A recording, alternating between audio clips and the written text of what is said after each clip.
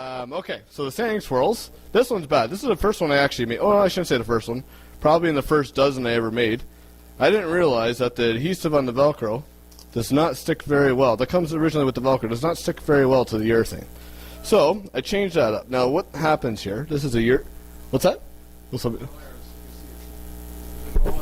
Too high? Right here. Okay. This is a urethane wheel. Same exact wheels we actually use on the sander as a feather board. Well, we call them feather wheels. Flexible. Now, a lot of you guys have probably seen, it's like an inflatable ball. I'm not even sure the name of them. It's a ball that you inflate with sandpaper on the outside. Similar idea, but there's a couple major differences. The major difference, the big difference, if you look at this, what I got on here is a 6-inch disc. Now, those inflatable ball sanders work really well. The only drawback to them is the sandpaper is very expensive. The sandpaper refill for them, it costs about $3. A 6-inch disc will cost you about 45 cents. So the sandpaper is really inexpensive. The other interesting thing is we sell them straight like this. That's how we get them cut. That's how we cut them. We make them all ourselves. Now, the cool thing about urethane, it's very difficult to cut, but it's very easy to grind. It's very easy to sand. So if I take that to my belt sander, I can totally change the shape of it to whatever my project would take. So we have a couple different sizes of these. We got the 3.5 inch, and we have the 1.5 inch. And that uses, instead of a 6-inch disc, that uses a 3-inch disc. Now I'm going to use those a little bit later. Probably, I don't have one of those sheets in front of me, but probably the other thing she was talking about was the sanding mops. You guys are all familiar with the standard sanding mop there. These have been around on the market. My dad brought these out to the market probably close to 15 years ago, when I was just a little kid. This summer, the one thing that guys always want to do with sanding mops, but it's very difficult to do, is sand the inside, sand the bottom of bowls, and that kind of thing. This is the first sanding mop. A lot of you are familiar with like a wire wheel. You got a wire wheel, looks like that, but you can also get cup wire wheels, look like that. Exact same idea. So instead, what I've done is I put a 45-degree washer on the back. So I basically bent that sandpaper. So it's the only and first sanding mop that will actually sand with the face. So I can sand right down to the bottom of bowls and vessels, which is neat. Now, I think that's everything on the list I was supposed to talk about. I'll be totally honest with you guys. I haven't really completely thought about what I'm going to do tonight. If you remember last year, I had it all planned out. I actually had some great jokes that I had thought about before. Just so you guys, probably the only thing that's going to be funny tonight is the way I smell, because I don't really know what the heck I'm going to do. So what I'm going to try to do, which you guys might not even like, I did it last year, but I was told I wasn't allowed to do totally the same thing. I'm going to make a bowl. The other thing I'm going to do, but I'm going to make that with a bandsaw. Which will be kind of interesting. The other thing I'm going to do, I'm going to make a bowl blank, and I'm going to mount that on my lathe with a couple of other tools that I've designed, which is that little thing right there. So the first thing we're going to do, this is your bandsaw at the back there. I didn't feel like lugging the big Rikon down the stairs here, so I'm using your saw. Now, I used your saw last year. A lot of you guys here have used your saw. You probably have used the saw. And, oh, actually, I should apologize right off the bat. When I took your blade off, I totally broke it.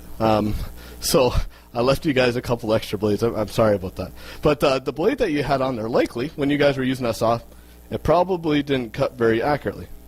Probably would wander and drift and all this sort of stuff. Now, this is one of the tools that my dad designed that is controversial. A lot of guys, when they're trying to resaw, when they're cutting a veneer for an inlay, they like to use a fence on the bandsaw. We'll call this a fence. This isn't a fence. All this is a locking mechanism, so this table slides, and this locks it. But I see you guys have a bar over here for a fence, so likely you have a fence. When we use a fence on a bandsaw, there's a bit of an issue. A lot of guys don't pay attention to it.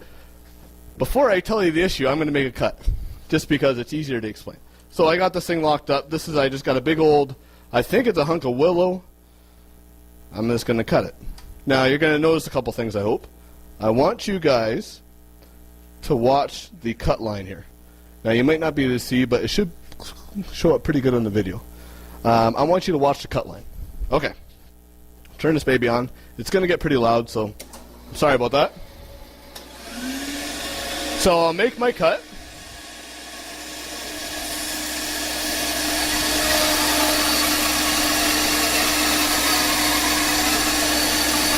Now this bandsaw is on a fairly big extension cord, so I'm not going to go very fast here, because I can see I'm going to stall it.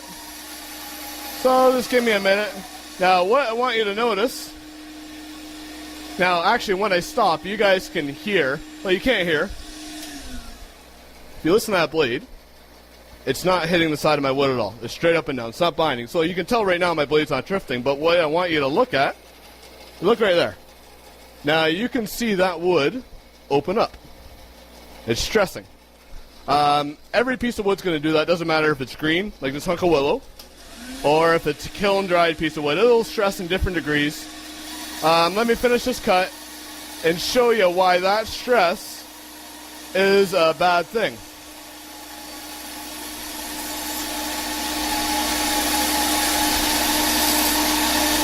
I think we might have to actually tighten the belt on this thing a little bit. I think that's what's slipping. So if I go too fast, I'll actually stall the blade here. But you can see I'm cutting extremely straight, extremely accurate. Likely we can see how much that opened up. That's quite a lot. Probably 1/4 of an inch.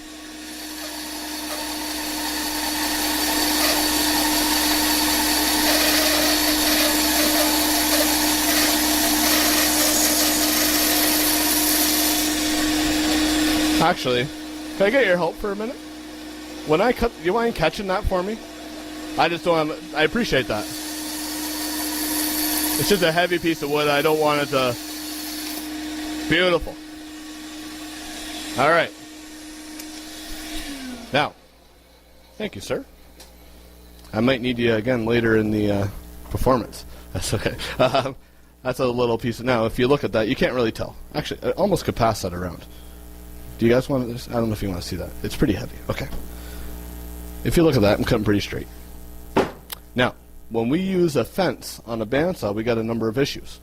The same issues are on every woodworking machine, but different woodworking machines have different solutions. A fence. When wood opens up, I don't have a veneer here. When the wood opens up, it'll actually push into the fence. It'll literally push you away from the fence into the side of your blade. Same thing will happen on a table saw. On a table saw, that's where kickback, that's where burn marks come from. That's why on a table saw, right here behind the blade, you have a splitter to keep you from pushing the side of that blade. Now, there's no splitter on a bandsaw. When you bind the blade with a fence on a bandsaw, the only thing that happens, I like to draw pictures on my table. You guys won't be able to see. The wood, the teeth on the blade look like that. They got kerf on the front, just like a peace sign. When I put pressure on one side of my blade more than the other, what actually will happen, I'll make this side of the blade up against the fence, literally duller, less sharp.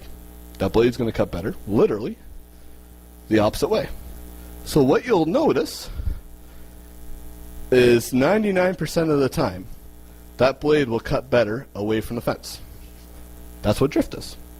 Now, that's why, commercially, every sawmill in the country uses a carriage. You will never see a sawmill using a fence.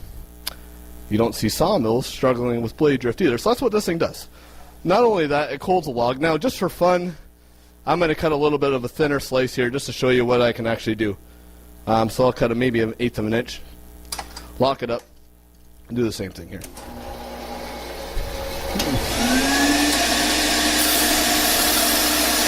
So you can see, and this is the exact bandsaw that you guys use here. This is not a special bandsaw at all.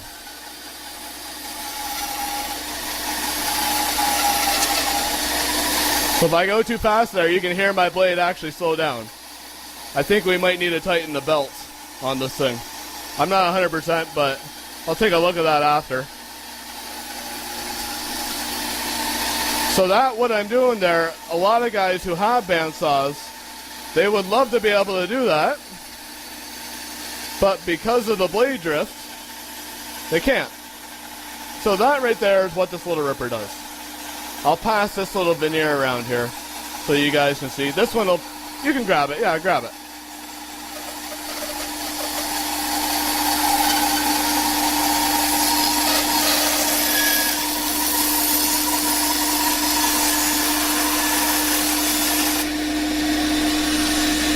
Perfect.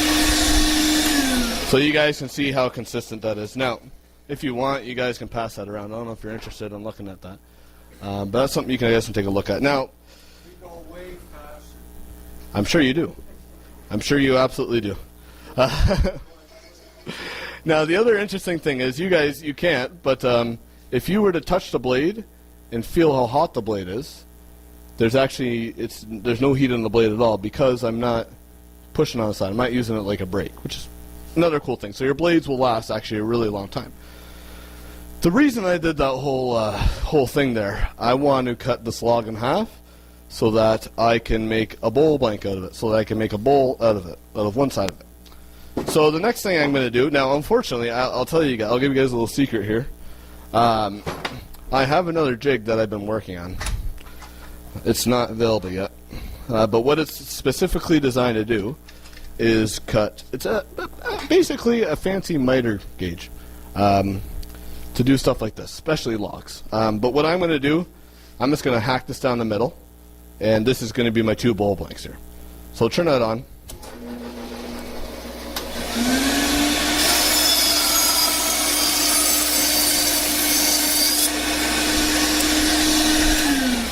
Okay. So, we got a couple pieces of wood. With one of these pieces of wood, I'm going to make a bowl like this with my bandsaw. With the other piece of wood, I'm going to make a blank like that I have in my lathe. Do you guys care what I do first? It doesn't really matter to me. One important tool, actually kind of interesting, one of the best pieces of wisdom, I think it's a really good piece of wisdom that my dad gave me, is this. Now, to mount this blank onto my circle cutter, that's this guy here. I'll show you that in just a minute. I got to drill a 3/16 quarter-inch hole right in the middle. Now, if I got a bit that's not the right size, to find the exact millis, because this is exactly the middle. This is just a guess. We go deep in here.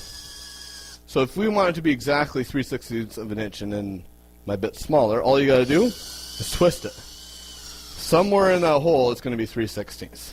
Now, that's what my dad always said, and I just think it's hilarious. So we're going to throw this guy back on the table. That's all I need to make that round ripper work. On the softer pieces of wood, you don't even need to do that. So the first thing I'm going to do, I guess I'll make a bowl blank that I can mount on my lathe.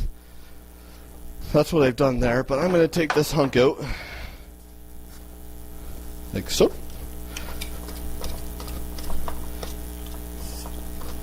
And we'll throw this fella in here. Now, the maximum capacity of this thing, with the basic setup, I can do 8 inches tall. It's 17 inches from here to here. That's going to allow me, if I have a 16-inch lathe, this is basically perfect. Now, I'm just going to throw this in here, just like this.